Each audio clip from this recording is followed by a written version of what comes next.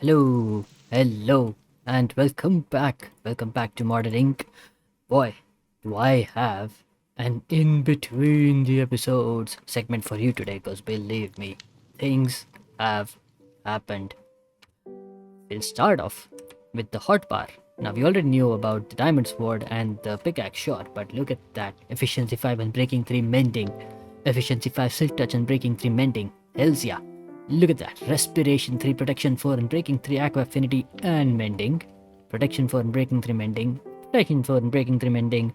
Depth Strider, protection 4, feather falling 4 and breaking 3 and mending. We are fully kitted out. I am incredibly excited. Now, the reason why we are fully kitted out is because this villager input-output system has been used to its full potential. If you look here, we are now the owners of one iron ingot for one emerald trade. We are also the owners of one pumpkin and one melon for one emerald trade. I have basically converted this one. Okay, not this, but we have converted the mending guy as well, which is excellent. We have converted the cartographer, which is 5 glass panes, which is easy peasy. We have converted the toolsmith, the armorer, and the weaponsmith. I also went ahead and converted the cleric because, well, this is definitely a good trade for XP and otherwise as well. Also, we get like, I'm gonna sell as many nether warts as I can after all that awfulness that happened last episode. But yes, we also have gotten a brand new worker, which is the what is it called? Leather worker. Yeah. We also have the leather worker here for us, so that is lovely. How are we doing on the iron front? Well, a little bit low, given that I've been constantly trading iron with them. But that is what we have been up to. Another thing we have been up to is, which you must have seen, we have potions of fire resistance. Hells yeah. Ooh, look at that though. By the way, I forgot. A wandering trader sold me this. A wandering trader, yes, sells artifacts. That is lovely. Although I don't think it's an artifact because it says the mod is dark utilities. So I probably should check. Oh, I could have just made it. I shouldn't have wasted my emeralds. Well, we got. And that is why you never buy from a wandering trader. Those guys just scam you, that's what they do. I'll tell you that much. Scammers. I could have just not gotten this. Plus, first off, it's like the slot is the charm one. So like, I would have to use it instead of my magnet. However, a thing that I kinda wanted to test is if I have my magnet and it's on, right? Let's see. Does it work even if it's not on the slot? It does. Interesting.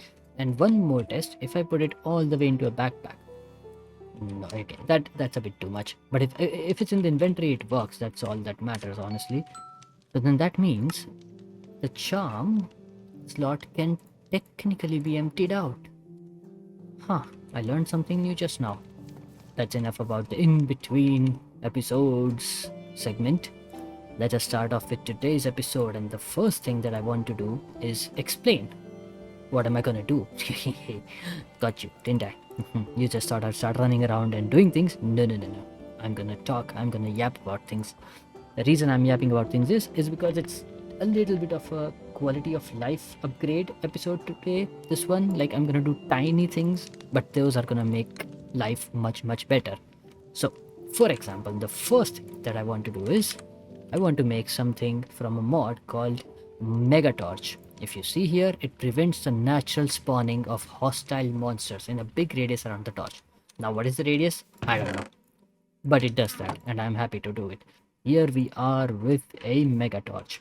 Now, let's say I place it... You know what? Let's place it underground. That would help. Voila! Over here. What that does is, now I think the mobs that are already alive, they will stay as is, they won't get affected.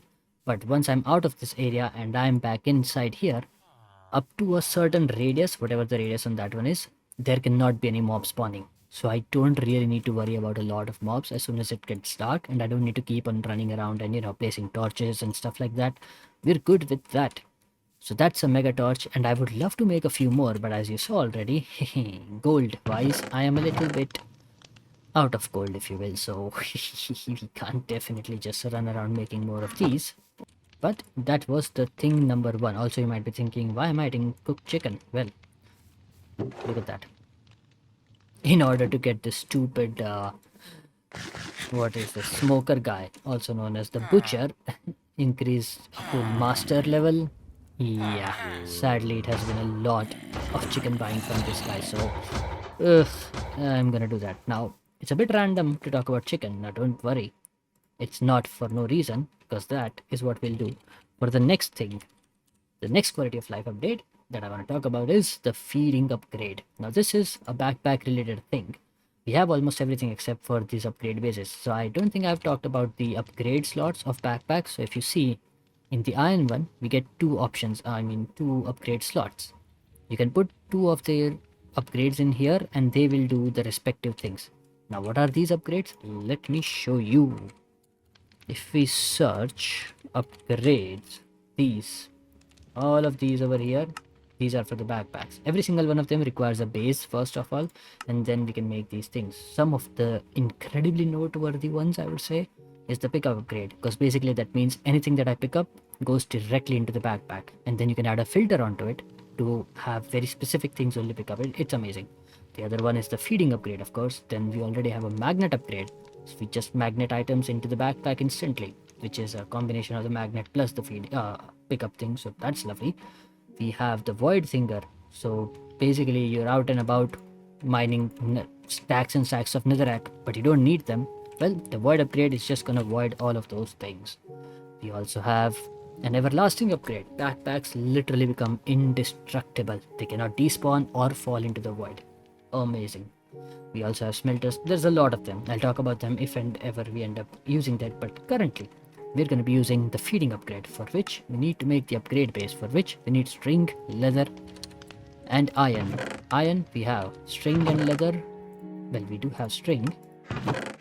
Leather, my man, right here. Let me make... How many can we make? We can make 9. I'll gladly make all 9 of them. I might have to do something about the strings though. We need to make sure we can get more strings. But 9 upgrade thingies.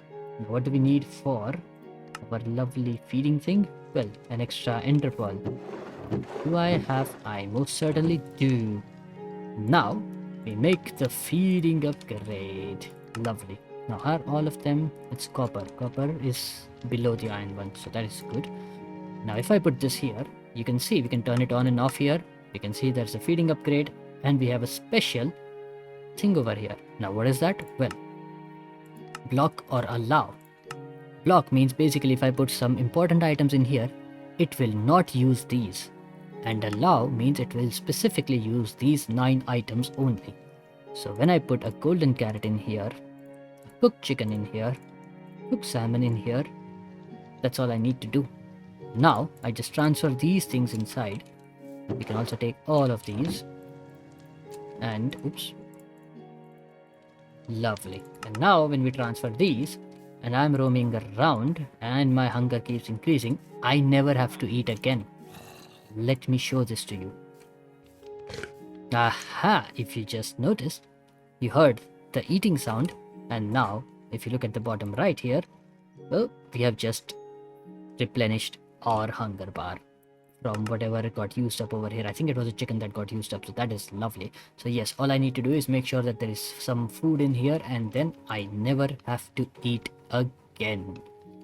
Well, I was thinking, while we are on the topic of upgrade and building upgrades, might as well introduce you to another one, which is the stack upgrade. Basically, this will multiply the number of stacks which go into a singular slot. So for example, we have 64 of this, right? This becomes 1.5. So if I add this, look at that. Literally 1.5x is what this becomes. And then when you have to pick it up, of course, you'll still pick up just the one stack. But we can increase this. Now, when I talk about this, why stop here? We have a second one, which is upgrading it by 2x, which requires blocks of irons. Now that... Oh, look at that. The scammer is back. Well. Let me show you. Oh, Hello. Refreshes the enchanting options by using. Ugh, who wants that? That is for amateurs. Who even uses this? Let me show you what happens to scammers around here. And their stupid pets as well. Anywho, a little bit aggressive there, but believe me, it was worth it. Now, as I was saying, iron. Let's get a stack of iron. I don't know if a stack is enough. I think I needed the 4. Yes, I only needed the 4. So, let's see, 1, 2, 3, 4. Lovely. And then we put this here. 1, 2, 3, 4. And voila. This literally multiplies them by 2. And then there's of course more upgrades as well. We have the gold upgrade, we have the diamond upgrade, we have the netherrack upgrade, which of course literally makes it x16. 16 times 64 is the number of items that goes inside one singular slot. Amazing. But since we don't have gold, we are gonna stop here at the stack upgrade tier 1, which literally doubles it. So well, there you go. That's 2x. How about that, eh? So, a little bit of upgrading later, you saw how easy my life is gonna be with literally 2x the slots and the feeding upgrade so that I never have to eat food again. But that's not it. Let's go to the next upgrade and next, quality of life thing that I want to do. It is something called Nature's Compass. This is a very easy thing to make. I just need a compass. Let me go get it from our nifty little lectern guy over here. There you go. We get 12 of them. We put the one aside and 11 back. That is nice. Now the one we will use. On top of that, I think I will require 4 saplings, which is very easy to get. Let me. Which one do we have more? Got 50 here. 1, 2, 3, 4. We'll use these up. Really fine by me. And voila. This is a nature's compass. Now you might wonder what it does. Well, it does exactly what it says. Once you right click, it will start searching for biomes. It has listed every single biome, including Teralith and normal Minecraft. So you get the deep caves, which is a Teralith thing, but also you get the deep cold ocean, which is a normal Minecraft thing. So yes, almost everything it will search. And it's not just the overworld, it can also search biomes in the nether and in the end only has one biome, so never mind, but it also searches things in the nether. For example, if I search, let's say, a crimson thing, well, there you go, crimson forests. We can find crimson forests. That is excellent, and the reason why I kind of wanted to make the nature's compass is I need to get slime balls. Now, slime can easily be found in the swamp. That's why we need to find the swamp. If I can. Now, what do we need? A mangrove swamp? And no, we need a normal swamp. Let's start searching, and it has found one already. We have a swamp 640 in distance. And if you look at the compass, we can see where to go. Well, that's where to go. Let me go to the swamp then. This is lovely. Let me just put away the extra items and off we go to the swamp. And it's not really an issue while coming back because, well, we have warp stones now. Life is just great. Let's see, where's the swampy? Although this looks like a really tiny swamp. The number of frogs over there though. Holy, that's insane. Let's go back to the swampy area if you will. Also, because of the night vision potion, night vision goggles. Oops, that's not what I meant. Because of the night vision goggles, I can see perfectly. Look at that. Oh, I love these. Right, now let's see. Are things spawning? Well, yes, things definitely are spawning. It's just a matter of where are the slime? Because I don't see in the tab a lot of slime. I'm really looking for the slime. That's a skeleton wearing a good armor. Nice.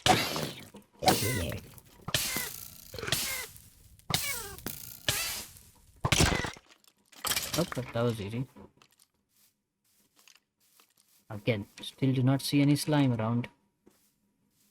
Oh, I see slime. I see slime. Also, this might be a good time for me to tell you about the mod called... Well, actually, I don't think it's a mod. I will have to make sure what it is. It's probably just like an add-on. But where is the slime? Where's the slime? Did I not see a slime? I did see a slime. Okay, now I see the slime this side. Do not go away. For the love of God, do not go away. I'm right here. There it is. Oh, there it is. Okay. And voila. We have a bucket of slime. It is a cork related thing.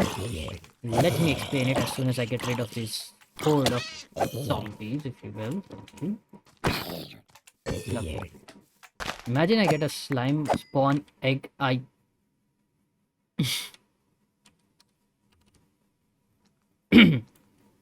Right. So we have a slime spawn egg now. Lovely. We don't need to bother with anything else. We literally got a slime spawn egg. GG's. I mean, I don't know what else to say. It's over. We needed the spawn egg, technically, and we got it. Now, I'm not 100% sure what the bucket of slime does, but let me explain that to you. There you go. Use a bucket on a tiny slime to pick it up. It'll start jumping in the bucket when you are inside a slime chunk. So technically, this is one of the best ways to figure out if there is slime chunk near you. I say one of the best ways because you could just go through to the third-party websites and stuff, if you will, which help you find, this chunk finders and stuff. They would definitely help you out with that, no doubts. So you could do that, but then you could also do this, wherein it starts jumping if you are in... See, this one. Basically, this is a slime chunk. Alright, off back we go to our house. Aha, so after the successful slime hunt, the next thing that I want to do is related to the lovely storage drawers behind me. Yes, we are gonna make something even better. Well, not really even better, but we are gonna make additions to it and improvements to it, which makes this thing even better. So let me show you a drawer controller. That is what we are gonna do. Let me quickly make one and then explain why that thing is amazing. Aha, so this is the humble drawer controller. Well, you might ask me, well, what does this do?